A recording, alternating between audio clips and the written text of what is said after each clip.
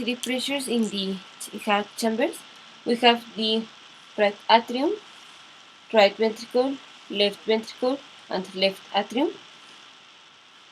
The aorta and the ventricle are going to have the same systolic pressure, and the right ventricle and the pulmonary artery are going to have the same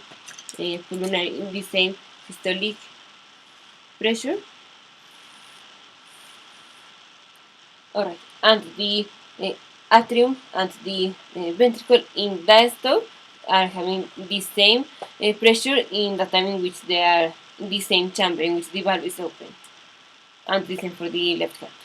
Alright, so we begin with the pressure of the cava veins, that is like 6 to at most 10 millimeters of mercury.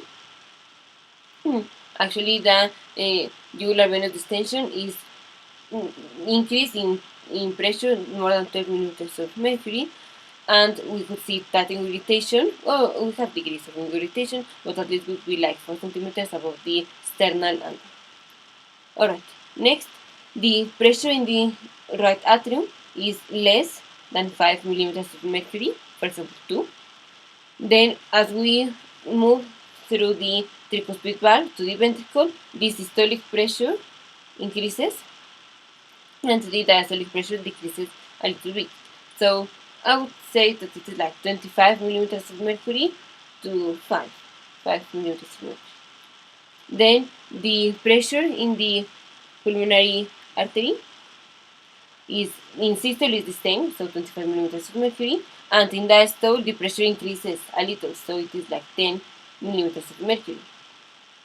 In the capillaries, pulmonary capillaries, we have like 4 to 12 millimeters of mercury, and this we are going to measure it as one catheter. This is, we put the catheter in some vein of the arm, then to the vena cava, right atrium, right ventricle, pulmonary artery, capillaries, and it stops there. So we are measuring the capillary or pulmonary capillary wedge pressure, and this in diastole is equivalent to the pulmonary vein pressure, the left atrium, and in diastole also the left ventricle pressure, because in diastole all this is the chamber.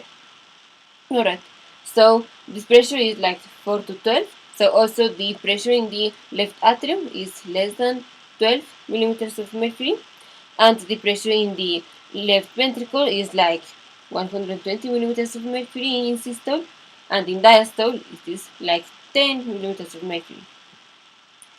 And in the aorta we have same as in left ventricle, 120 millimeters of mercury, and the diastolic pressure is increased. It is like 80 millimeters of mercury.